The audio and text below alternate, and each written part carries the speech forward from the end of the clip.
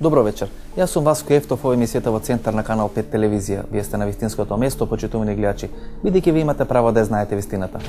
За нешто помалку од 2 месеци, веројатно ќе дознаеме кој од професорите на правниот факултет ќе биде новиот шеф на македонската држава, а вечера во нашата емисија ќе се обидиме да нијансираме како и дали правниот факултет владее со македонската политика или владее со македонската држава.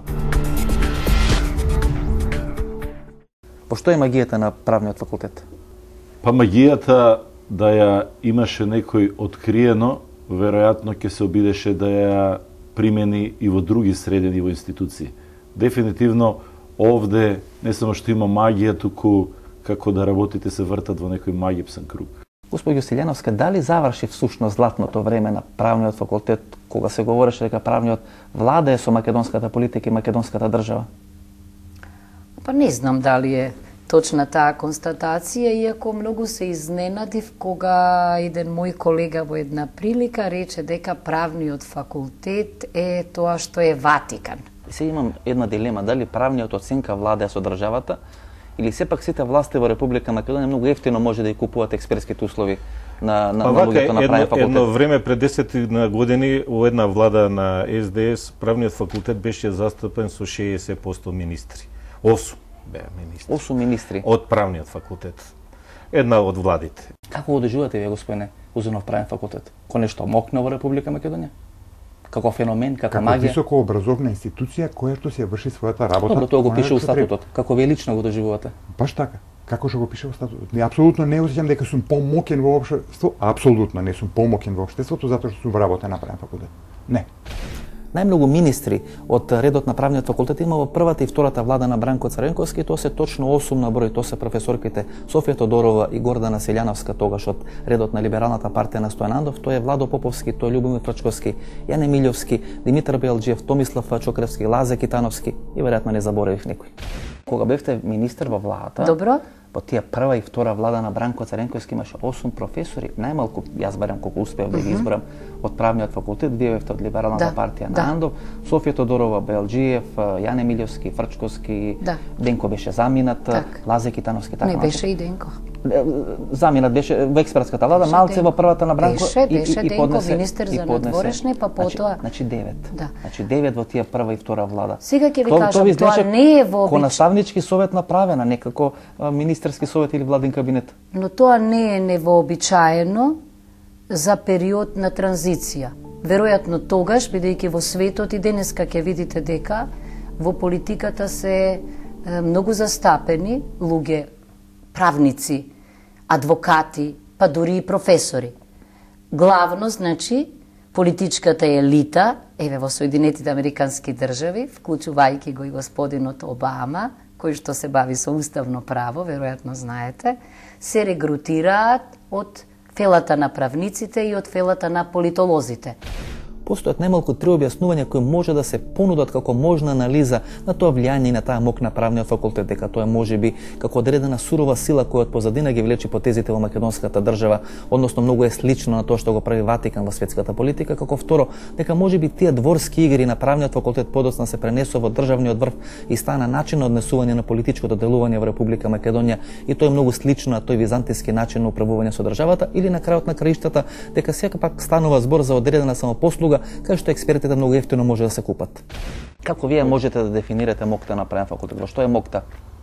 Видите, мојта ова што рековте пред малце, од се помалци има. Од се помалку? Да, па нормално е, бидејќи ако некој ви е советник на председател или некој е председател на држава, нормално е дека ќе комуницира повеќе со своите сега ќе бидете помокни или помалку мокни ако добиете председател, бидејќи еве двата од најсериозните кандидати се од правен факултет? Јас мислам дека знаејќи моќта, мислам функцијата председател, неговите надлежности, мислам дека нема да бидеме помоćни. Професоре, која е првата асоциација на спомнувањето на името правен факултет? Што е тоа што вас прво ја асоцира? Кој е тој професор или личност која може да се смета дека е персонификација на правен факултет? Не знам да ви кажам.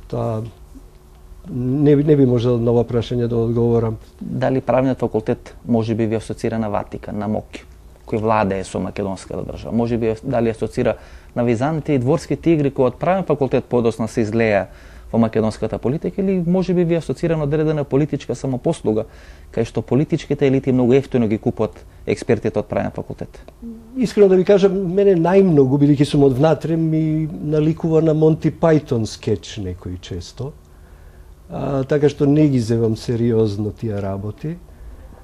Тие групирања, тие битки за моќ, за владење, дали со факултетот, дали со државата, тоа ми изгледаат прилично комични ситуации.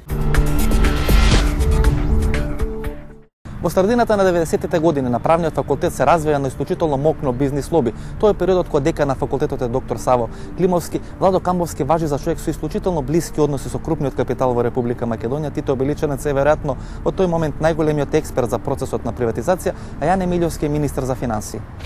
Господин Узунов, има ли мокно бизнис лоби на правен факултет кој може би оценка ги влечи потезите во македонската економија? Не, нема таква работа. Бизнис лобите се надзор од, ја би рекол, и од универзитетот па од правен факултет сигурно. Ве прашувам, бидејќи знаете кои сини да се гледат тие управни одбори, дел од луѓето на правен факултет се во управни одбори на банки, дел во управни одбори, да речеме, на мокни компании, Телеком и така натаму, представници на државниот капитал во тие компании, во фармацутски компании, во градежни компании и така натаму. Значи, од таму и прашањето дали има одредено бизнис лоби кое контролира можеби оценка? Не. Нема такво бизнис лоби, ја немам никакви сознанија за такво нешто. Да, има луѓе од правен факултет, разни управни одбори, банки или државни фирми или било каде. Меѓутоа, тие се поставени пред се, по моје мислење, по стручност. Не по партиска линија? Видите, на крај партиите ги делегираат луѓето најчесто. Бидејќи правен факултет ваеше за бастион на СДСМ. Да речеме, дури имало СДСМовски влади со 6 до 8 министри од правен факултет. И сега прашањето Погрешна е представата. Зашто? Погрешна е представата дека е само еднопартиски. Сега има обратно. Па да Повеќе речеме, луѓе други. Значи, правен факултет секојаш има во представници. владата на Никола Груевски нема ниту еден министер. Единствено беше Родна Живковска предложена за судика на Врховниот суд, даде оставка уште пред да биде избран и сега Ѓорги Иванов. Ама не мора да И еден биде пратеник, да речеме Александар Спасеновски, толку од правен факултет. Не мора да биде министер за да биде близок до една партија. Прво. И второ, ја би го поставил прашањето, дали се луѓето од факултетот блиски до партиите или партиите гледаат да се приближат до луѓето од факултетот.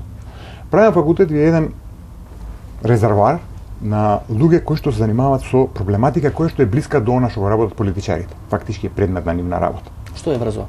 Парите или политиката?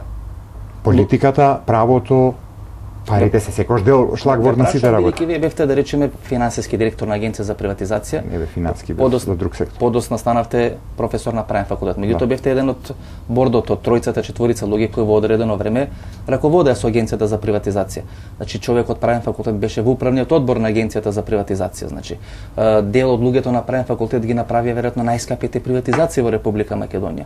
Значи можеме да спомнеме имења, не е небитно, значи по некоја цена од 60 до 120.000 марки. Од тие причини ја прашам дали правниот факултет можеби е бастионот на тој бизнис во Република Македонија. Не. Одговорот е не. Обично луѓе кои ми дадат така категорични одговори и баш 100% не им верувам. Тоа? Обично треба да се малце простор, можеби нешто е поразлично тоа што го кажувате. Ако откриете, окей, и ја би сакал да го дознам. Меѓутоа, според сите сознанија ја што ги имам, правниот факултет е пред се стручно. Збирно стручни луѓе. На Зору Македонија кој направи приватизацијата? Луѓе на правен факултет. Не. Приватизацијата не можете на никош... НИП Нова Македонија повторно луѓе од правен факултет, на градишните компании во Македонија повторно луѓе од правен факултет, на фармацутските компании во Македонија повторно луѓе од правен факултет. Случајот Окта повторно луѓе од правен факултет. Значи сакам да кажа дека во секоја пора на бизнис живењето сте вградени. Може ли да објаснам? Слободно. За сите тие работи, од една страна кои гледате постојат некои си видови на лоби, некои видови на луѓе кои што ги одредуваат работите и така натаму. Меѓутоа за сите тие работи се потребни и стручни луѓе. Оние кои што треба да направат работата стручно. Јавна тајна е дека големите македонски компании на одредени професори или неекспертски групи од правниот факултет плаќаа помеѓу 60 и 120.000 тогашни германски марки во тој процес на приватизација на нивните компании. На тој начин се приватизирани најголемите фармацутски компании, градежни компании, банките во Република Македонија и дел од крупниот капитал во државата.